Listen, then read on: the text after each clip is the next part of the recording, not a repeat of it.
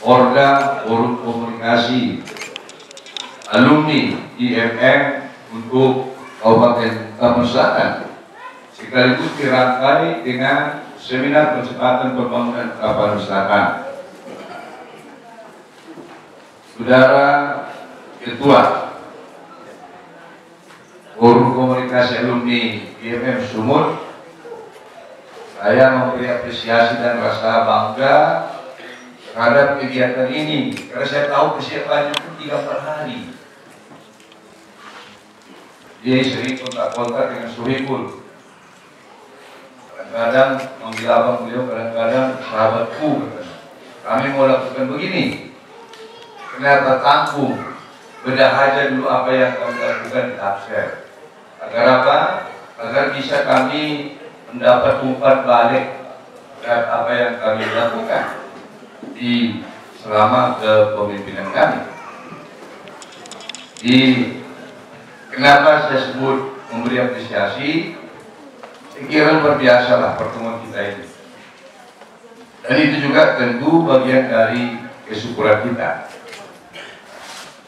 Keluarga besar para alumni dan juga keluarga besar Muhammadiyah, saya telah izin tadi dengan pimpinan wilayah maupun kabupaten, sekaligus sambutan ini saya rangkai dengan uraian lah. Toh saya tadi diminta bagian dari narasumber, jadi mohon kesabaran kita, mungkin agak sedikit lah makan waktu, karena habis dari sini saya masih harus VIP lah silang kita, nanti malam berada di Kecamatan SDH di Sebagimba. Saudara-saudara dan teman-teman sekalian, saya kira juga kepada pengurus yang baru, kami berharap agar setelah dilantik tentu akan bisa melakukan berbagai kegiatan yang bisa saja kegiatan itu bersifat internal, tapi sebagai bagian stakeholder yang ada di Tafsir adalah sangat baik juga manakala memberikan atau katakanlah melakukan kegiatan itu yang nanti bisa menjadi bagian yang tidak terpisahkan dari upaya akselerasi percepatan pembangunan di Tafsir yang kita cintai ini. Hadirin yang berbahagia, tentu dalam seminar ini kami selamat dulu lah ya kepada ketua dan segenap pengurus. Ini si satu marga ini dikombinasikan dengan eksekutifnya, saudara Ivan dan ya pokoknya satu marga lah. Ada kaitan dengan saya juga ini. Marancar hubungannya Eksabawon. Di Marancar memang di kampung saya di Eksabawon itu memang adalah basis Muhammadiyah. Itu kampung Inatoba, kakaknya ibu saya. Jadi apa namanya? Mudah-mudahan penasihatnya warganya Daulay, eksekutifnya Daulay, nanti juga barangkali perjalanannya bisa lebih baik lah. Saudara-saudara sekalian, setelah kami terpilih menjadi Bupati Tafsir, tepatnya tanggal 12 Mei 2010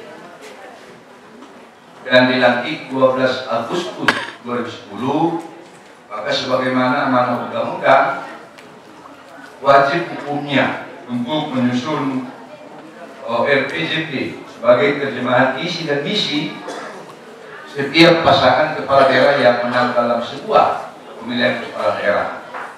Maka karena itu visi kami selama memimpin kurun waktu ronde pertama ini, ronde pertama lah namanya kan, sampai 2010-2015 adalah dengan menyebut Tafsir yang maju, sejahtera, sehat, cerdas beriman dan mandiri, berbasis sumber daya manusia pembangun.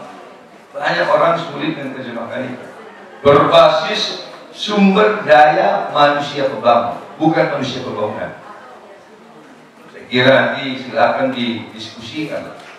Serta sumber daya alam yang produktif dan lestari. Semangat apa yang ada di situ, saudara-saudara sekalian? Dalam perjalanan yang selama kami memimpin, sesungguhnya memang orangnya dululah yang kita bangun.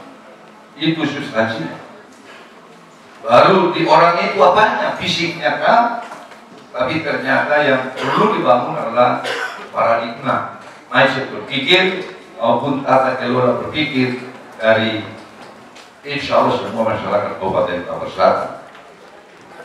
Sedangkan misi kami adalah bagaimana meningkatkan kualitas sumber daya manusia yang sehat, cerdas, kreatif, beriman, dan profesional dengan semangat harmoni keberagaman. Berikutnya, sebagai terjemahan daripada misi itu, ulangi visi itu untuk kaitannya dalam misi itu, yang kedua adalah mengoptimalkan pembangunan ekonomi yang berbasis pertanian sesuai tentu dengan potensi daerah serta penguatan kelembagaan dengan semangat kerakyatan. Semangatnya di sini lagi adalah bagaimana menjalin sebuah simbiosa mutualistis untuk semua stakeholder. Artinya apa? Artinya tidak akan bisa Pemkab itu bekerja sendiri. Itu yang ingin kita raih. Ketiga adalah bagaimana meningkatkan efisiensi dan efektivitas tata kelola pemerintahan dengan prinsip good governance. Ini kita berupaya dalam rangka prinsip pemerintahan yang prinsip good governance itu adalah setiap potensi yang dimiliki oleh pemerintah kabupaten itu bisa didaya gunakan untuk sebesar-besarnya kemaslahatan umat. Berikut adalah bagaimana kita atau Pemkab dalam visi misi itu memantapkan prasarana dan sarana daerah dalam upaya meningkatkan pertumbuhan ekonomi dengan memperhatikan prinsip keberlanjutan. Di sini ada nuansa semangat bagaimana contohnya untuk membangun tidak harus merusak lingkungan.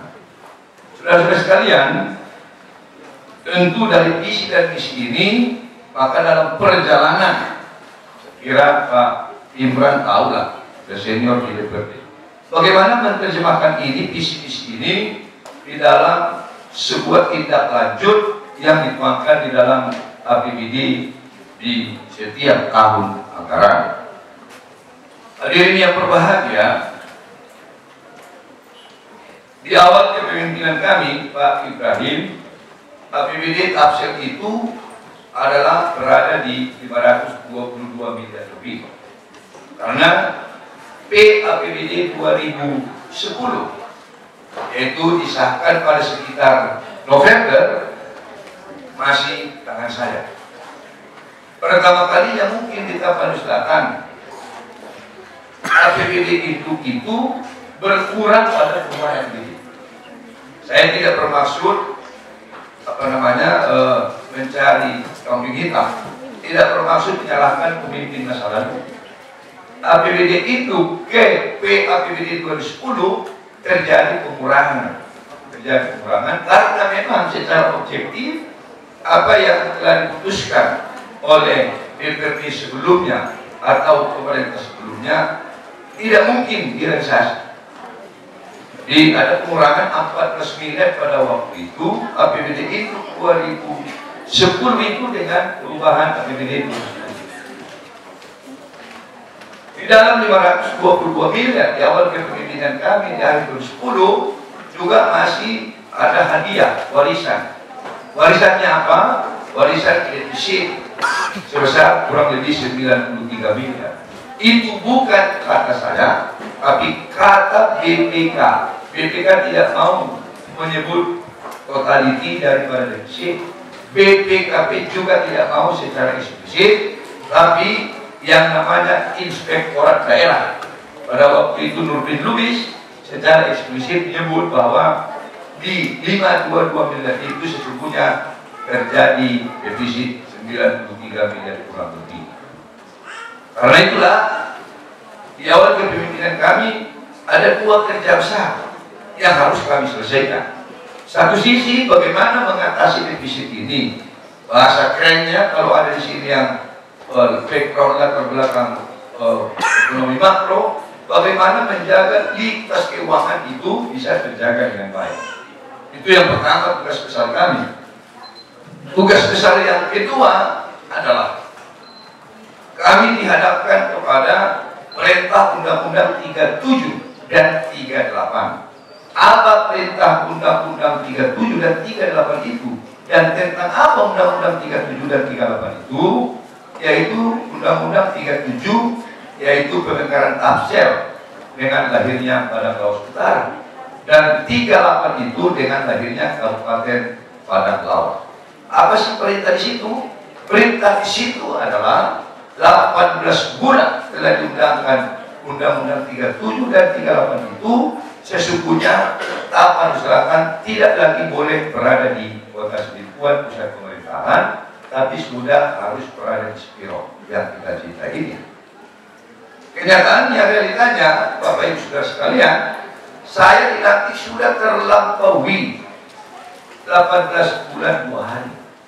Karena perintah Undang-Undang 37, 38 itu hanya 18 bulan sudah harus tidak lagi berkantor di Sidimpuan sana itu, tapi sudah berada di Spiro.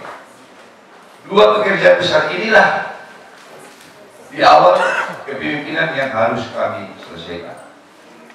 Alhamdulillah di tahun 2011 yang namanya likuiditas keuangan daerah itu dan juga embrio untuk perpindahan, ya, perpindahan kami dari Sidimpuan ke Spiro itu secara perlahan tapi pasti sudah bisa diatasi dengan baik.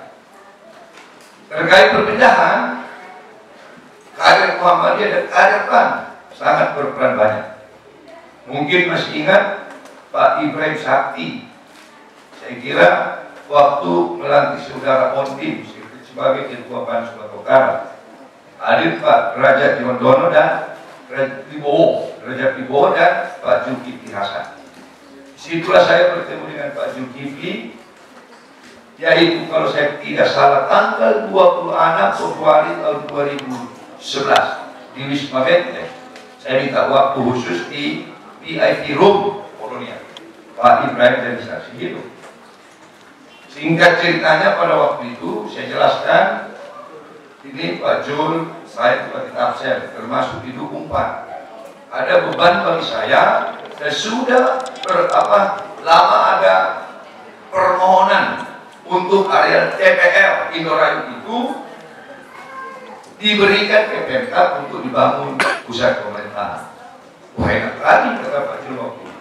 Pak Jul ini tidak enak karena sudah ada sebelumnya, pemerintah sebelumnya, dan kurun waktu 6 bulan saya dilantik itu, area itu telah ada area pengganti dan Bapak sudah setuju saya sampaikan. Area penggantinya kebetulan ada di Batang Toru dan sebagian di kampung kami.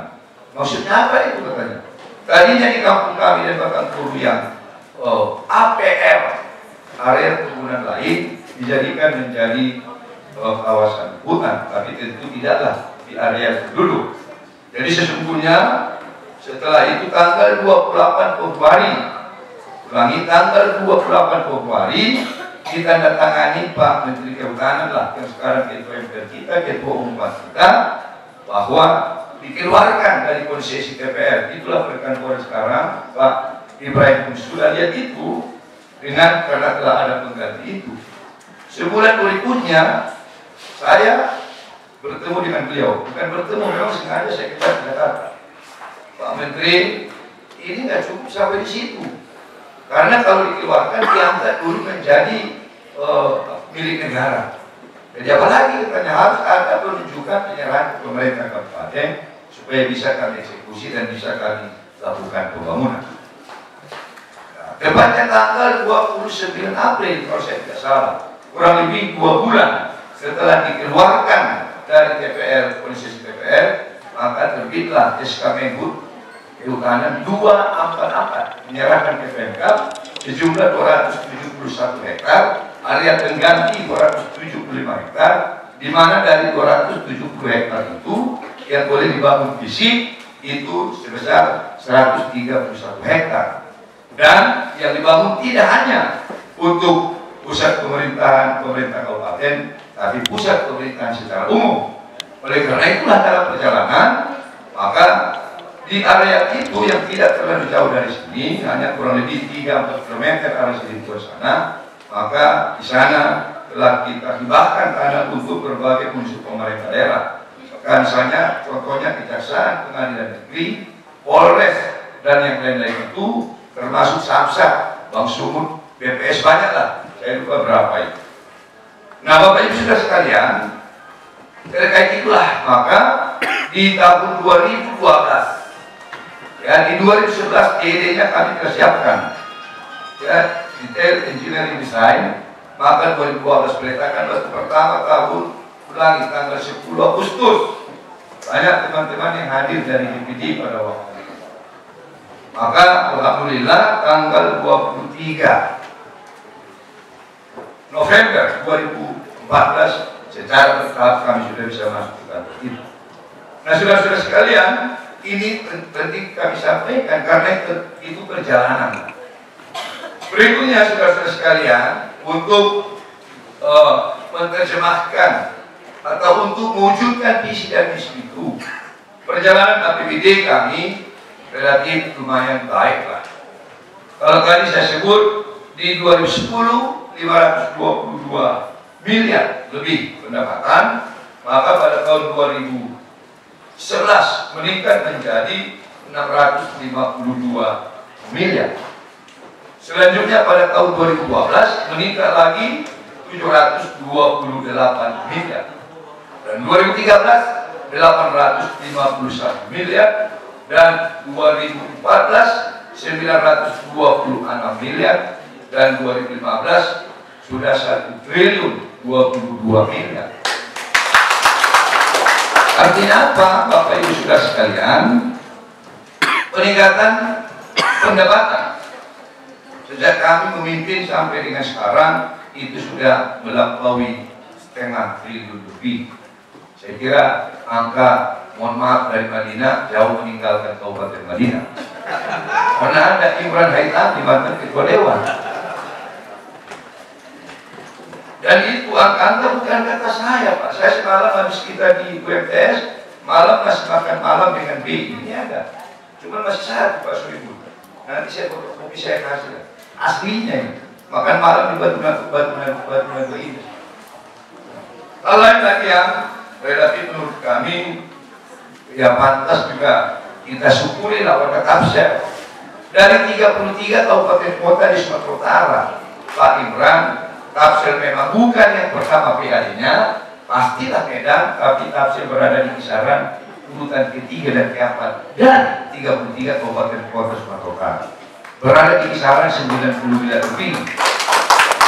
Walaupun saya belum terlalu puas untuk itu, 50% dari sumber PAD itu adalah dividen Bank Sumut. Pertama saya masuk, dividen Bank Sumut hanya 17 miliar, sekarang sudah 46 miliar. Ini tentu kelincahan lah, saya kira, karena saya kalau untuk penyertaan modal itu selalu banyak diskusi dengan para ahli ekonomi. Saya berharap tahun ini, tahun 2015 bisa meningkat, tapi angkanya saya sudah tahu agak menurun sedikit karena dividen Bank Sumut secara provinsi Sumatera Utara itu relatif menurun. PAD waktu saya terpilih itu hanya 35 miliar pada 2010. 2011 58 miliar. 2012 54, turun tidak. Kenapa? Di 58 kenaikan itu ada tunggakan dari pihak ketiga yang kami tahu. Tapi 2013 loncat lagi menjadi 73 miliar. 2014 itu 96 miliar. Ini Pak Imran enak dia bilang gimana caranya itu. Ya kan? 2015 98 miliar. Insya Allah dalam APBD perubahan nanti bulan 5 ini akan tembus 100 miliar. PAD di Kabupaten Tapanuli Selatan. Nah inilah antara lain untuk mewujudkan itu.